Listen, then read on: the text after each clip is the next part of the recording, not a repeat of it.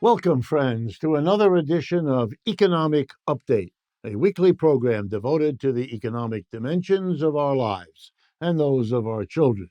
I'm your host, Richard Wolff. And quickly to get it out of the way, I want to give you the connecting information for our volunteer, Charlie Fabian, where you can send suggestions, ideas, documents, and so forth that you think might help us prepare segments for this program. Many of you have been doing that, and we are enormously grateful. We're kind of pleased that so many of you feel to be partners in a way with what we're doing. So please know that we appreciate as well as look at everything you send us. Once again, the place to send material, Charlie, Charlie, charlie.info 438@gmail.com. Once again, charlie.info 438@gmail.com. Today's program, we're going to be talking about corporations pressuring workers to come back who have been working remote. We're going to have some things to say about the economics of the war in Ukraine, about United States struggle with Chinese companies that takes a new twist, but continues something left over from the Trump administration. The escalation of the war in the Middle East, which now involves the United States more directly. And finally, we're going to talk a little bit about the taxes in the United States, the tax system. We're coming up on tax season. The next 2 months until the 15th of April is a time when we're all forced to think about it, deal with it, suffer from it, or try to evade it. Of course, very few do that last thing, but you know what I mean. Okay, so let's jump right in. Recent reports have exposed corporations using a new tactic to get workers that have been working remotely to come back into the office. And the new tactic is a none too subtle threat. Companies named doing this in the press: IBM, United Parcel Service, Wayfair. Here's the way it works. Workers are told that layoffs are coming. And then workers are also told that one of the considerations that bosses will use to determine who exactly gets laid off will be whether they are remote or not. You'd have to be pretty dense not to get the message here. You better get your rear end back into the office or else. Now, what's at stake here is not just bosses doing what bosses do. It's certainly that, but I want to go one step below that and explain why. And here I'm going to borrow something from the Europeans.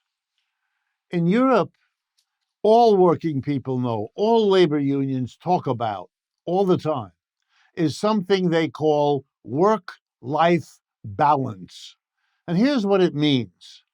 Working people saying, look, we are not just engines to produce goods and services. We are not just tools for the profit making of our employer. We are also mothers and fathers and lovers and friends and members of the community. We want to be politically active. We want to be socially active. We want to be active in our churches. We want to be full citizens. Not only that, we believe we'll be better workers if we are allowed to have a proper work-life balance. And one of the reasons we want remote jobs, we want to be able to work from home, is because there we can control our time in such a way to achieve a far better work-life balance than we can if we're not at home. Obviously, women or parents with children are an obvious example. The problem here is the fundamental conflict of interest between employer and employee, because what the employer wants you to do is be an engine of profit. What you do in your free time, the employer, especially if they're honest, could care less. It's what you do for them that they're interested in. So if you want work-life balance, sure, you prefer remote work. If you want to be an engine of profit for your employer, well, then you can understand why they're pressing and threatening their workers and forcing them step by step to come back. And there, of course, they have the assistance of their usual bought politicians who press for the same end using city and state laws. I want to turn next to the Ukraine war to give you an economics analysis you might not have thought of before. We've now had pretty much 2 years of Ukraine war behind us. The suffering over there, first and foremost among the Ukrainian people. Secondly, the Ukrainian military and the Russian military that are engaged there. But also at the same time, there is the sanctions war. The decision by the United States and Western Europe to try to defeat Russia by refusing to buy the oil and gas that the Russian economy depends on exports to survive. And this really threatened Russia. You may remember at the beginning of the war, in the spring of 2022, there were predictions that the Russian ruble would collapse, that Russia would be on its knees in a short time because it could not withstand the, quote, mother of all sanctions. Well, it turned out all that was wrong, even though President Biden on down said it. Here are the numbers for economic growth in the year 2023, the first full year of Ukraine war from January 1 to December 31st. And these are the final numbers having been adjusted by the IMF and other international institutions. Russia's economic growth in 2023, 2.5%. Quite good for Russia, quite good in the world altogether. And interestingly, in the United States, the final number for 2023 is an identical 2.5%. So both Russia and the United States, the real combatants in Ukraine, not the ones that you see on TV, the real ones, have done pretty well in their economic management and their economic experience across the war. Not Ukraine. Ukraine is decimated. Ukraine has fallen back 30, 40 years. It'll take them to catch up to all that's been done. A third to a half of the population of the country left, and who knows whether and when they will come back. The Eurozone, the U.S. ally closest to Ukraine, how did they do? They did terribly. Their economic growth in 2023, 1.5%. That's a lot less than 2.5%. They paid a heavy price.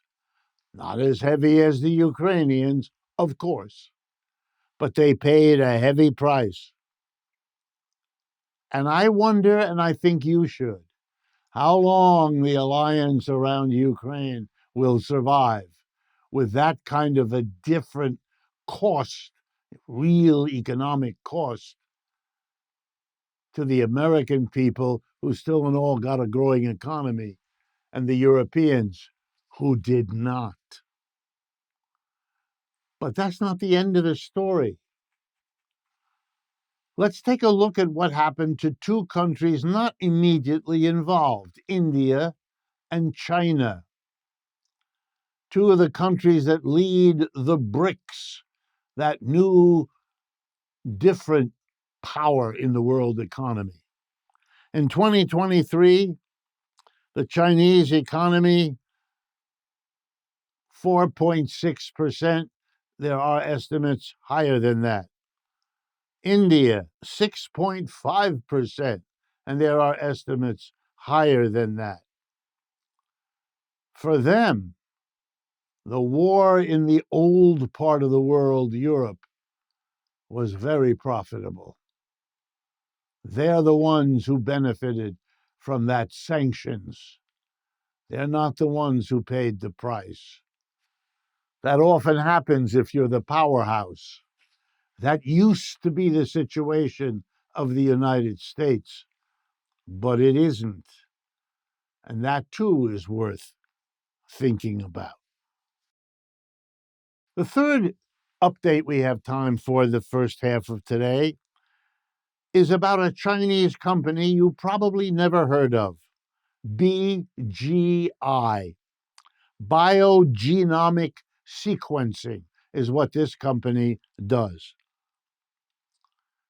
It studies our biological makeup to figure out literally how we work as biological beings. Highly developed, the fruit of much investment, much laboratory work. The United States government just finished basically banning BGI on the grounds that it has, quote, links to the Chinese government and the Chinese military, and therefore represents a national security threat. You remember, you heard this before in terms of semiconductor chips and all kinds of electronics for telephones and so on.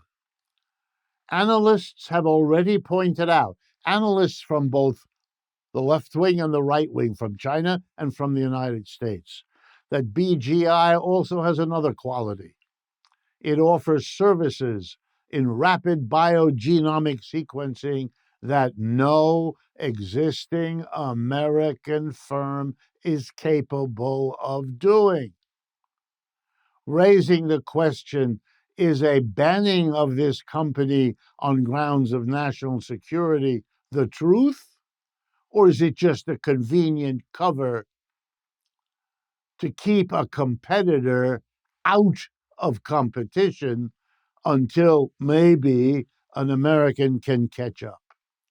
Well, you know, as an economist, I should tell you, it used to be an article of the conservative mentality in economics that the government should not be allowed to pick winners and losers among competitors.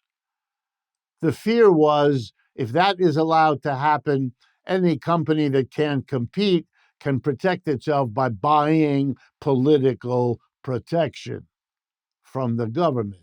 And maybe that's already happening here. We'll never know.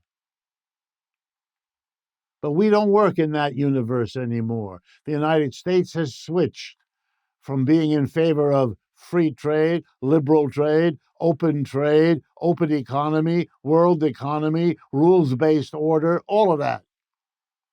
We are now becoming economic nationalists. Politicians fall all over themselves as to figure out which company they can give the most money and protection to and get in return the most political favors. Very interesting change happening without the debate it obviously deserves. We've come to the end of the first half of today's show. Stay with us. We'll be right back with more war economics and the economics of our tax system. Welcome back, friends, to the second half of today's economic program. Economic update is what we call it. An update is what we try to do. But it is more than that, and I know you know that, but I wanted to mention that we do want to do analytics here, to explain, to look a little deeper, to present an angle that gives you an insight you might not get from the mainstream media. If we're doing that, please know that is our intention. So to finish up on what I was saying before the break, when I say that the United States is now much more of an economic nationalist power, when I use the example of banning BGI on the grounds of national security, when the truth of it may be that we're trying to slow down a competitor who's outmaneuvered American companies, I'm talking about a fundamental shift here, and one that's going to shape the future of this country. It already is. And there's an irony here I don't want you to miss. You know who has been an economic nationalist power for quite a while and doing a bang-up job of it? The People's Republic of China. That's one of the reasons BGI is a world-leading corporation in its field. They've gotten a lot of help from the Chinese government. I'm not arguing they got more or less than American companies. That's a debate, and it's sometimes one way and it's sometimes the other. But what is happening here is that the United States is recognizing, without admitting it, that the Chinese have figured out how to achieve economic growth that the United States is unable to equal, or to be more exact, has been unable to equal. That's why for the last 30 years, the annual growth of GDP in China has been 2 to 3 times what it has been in the United States. No mystery, nothing strange here. The Chinese figured out a mixture of state and private enterprises controlled by an economic plan, governed by a communist party. They put all that together and they achieved economic growth, the likes of which we've never seen in Europe in the human history. And what you're seeing now is the United States is copying China. And you shouldn't be surprised. Other countries copied the United States in the 20th century because the United States in the 20th century, for most of it, was a kind of leader. Even part of the last half of the 19th, that was already true. And before that, people copied the British. I remember the first time I visited the south of France, and there along the beautiful boardwalk of Nice, overlooking the Mediterranean, one hotel after another, with names like the Hotel London, the Hotel Bristol, the Hotel. Every name was British. I said, I thought I'm in France. Yeah, but the French in those years, the 19th century, copied the economic powerhouse that was growing and outgrowing France, and that was Britain. And later on, you had the Hotel America because it was America. And now it's becoming the Hotel Beijing or things like it. We are copying the Chinese, but are too embarrassed to face it. It's like the similar unwillingness to face it that the American empire is in a down phase. That's part and parcel of why we are having to do to other companies what we're doing to BGI. It's a particular story about a particular company in a particular industry, but it's also about the whole change in the world economy. I want to turn now to war economics again, this time not about Ukraine. Over the last 2 or 3 weeks, the United States has vastly escalated war in the Middle East. I say it with as much emphasis as I know how, because the President of the United States, Mr. Biden, and the spokespersons around him have been explaining about how the United States doesn't want a wider war. That's like a child grabbing the ice cream cone out of your hand while telling you it's not interested in the ice cream cone in your hand. The United States bombed Yemen. The United States bombed Syria. The United States bombed Iraq. Those are three separate sovereign countries. None of them requested it. Most information suggests they weren't even informed of it. The first response of the Iraqi parliament was a vote requesting the United States to remove its troops from their soil. So this is not like Ukraine, where the United States is mostly working through the Ukrainian military, or the war in Gaza, where the United States is working through the Israeli Defense Forces. No, this is a real escalation because it's the United States directly. U.S. troops, U.S. soldiers, U.S. equipment dropping U.S.-made bombs on people there. And all over the Middle East, in the Arab countries, in the Muslim countries, in the Persian countries, all of it, there is a recognition of who their enemy has become. Clearer than ever, more dangerous than ever, and that this could be done without any discussion in our Congress, without any public debate. Think about it, friends. You're going to be paying for it. These things are very expensive. Might have been nice to have some say in what you're paying for. Now, taxes. It's an enormous topic. I don't want to pretend we can be comprehensive. Obviously, we can't. So I'm going to start by talking about particular taxes in our system that strike me as so extremely unjust, unfair, that they really ought to be at the forefront of our attention during the tax season of the next several weeks. Maybe that will jog us into doing something about them. Okay, I'm going to start with wealth tax. Do we tax in the United States accumulated wealth? And the answer is yes, but only partly yes. Here we go. If you own something, that's your wealth. And most people don't own much beyond their clothing and a few books and some furniture. But let's say you're wealthy enough that you own your own home, your apartment, your house, whatever it is. In the United States, you are required to pay a tax on the value of that home, that building, that house, that condo, whatever it is. Whatever the town is where your condo is located, whether you live in it or not, if you're the owner, you must pay an annual tax, a real estate tax, to that town based on the value of the home you own.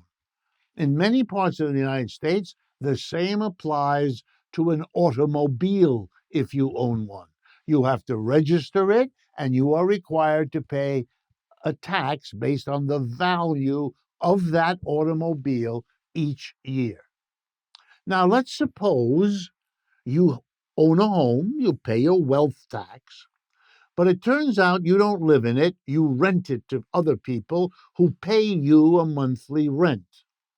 The government comes and says, you must pay a tax on the income generated by that house. In other words, you are taxed twice. First on the value of the house by the town where it's located, then by Uncle Sam on the income you get. Same is true if you own a car, but you use it to provide taxi rides to people who pay you a fee for that. You got to pay income tax on the taxi rides you've sold, on top of the wealth tax for the car that you own. Okay, you with me? So far, so simple. Now here comes the punchline. You could, of course, sell your house And you could hold your wealth in some other form. Instead of owning a $100,000 home, you now own $100,000 worth of shares of General Motors Corporation. Can you do that? Yes. Take about 10 seconds to sell, not so much to sell your house, that usually takes longer, but it takes 10 seconds to buy shares of General Motors. But now get ready, folks, because here comes a wonderful injustice that makes my blood boil. What is the wealth tax in the United States on $100,000 of General Motors shares? Answer: zero. No one taxes the wealth. The federal government doesn't, your state government doesn't, and your local government doesn't. When you sell your house, you no longer have to pay property tax to your town, because that's now the burden of whoever bought the house from you. And if you choose to hold your wealth in stocks and bonds, then you get out of any wealth tax whatsoever. The richest people in America, this should come as no surprise, own most of their wealth in the form of stocks and bonds. Most wealthy people do. They don't hold the bulk of their wealth in a car or a home. You know who does that? People who aren't wealthy. People who are just one cut above, living from paycheck to paycheck. They might have enough for a down payment on a home or to buy a car. So the super rich, the 10% of Americans who own 80% of the shares, do not face a wealth tax. There is no excuse for this. None. Zero. You know why that exists? Because rich people have been worried enough, clever enough, coordinated enough to lean on the politicians who were corrupt enough to do the deal. The rich supported the politicians, funded them, donated to them, whatever word you like. And they got in return a wealth tax system that exempts the wealthiest, charges them nothing for the way they hold their wealth. Wow. You live in that, friends. And are we talking about significant wealth? Oh, yeah. 20 trillion minimum, probably more. We could tax it at unbelievable low rate, and the government of this country would be flush with taxes. From whom? From those most able to pay, from the richest amongst us. There it is. A tax on the richest doesn't hurt them. They lose 5% of what they have, 2% of what they have. They're still the richest people in the country. Meanwhile, our city, states, and federal government can do for all of us what would bring us together as a nation far better than any of the ceremonies we now pretend to get excited about several times a year. We've come to the end of today's time, but in subsequent programs, I will be talking about other aspects of our tax system, the exemptions from having to pay tax given to religious churches, schools, health facilities. What's the logic there? What's the injustice? Inheritance taxes, which we once had but don't have hardly anymore, so that rich people can pass on their wealth to the next generation. And then the Social Security disaster, which is a story unto itself. It's been a pleasure as always, and I look forward to speaking with you again next week.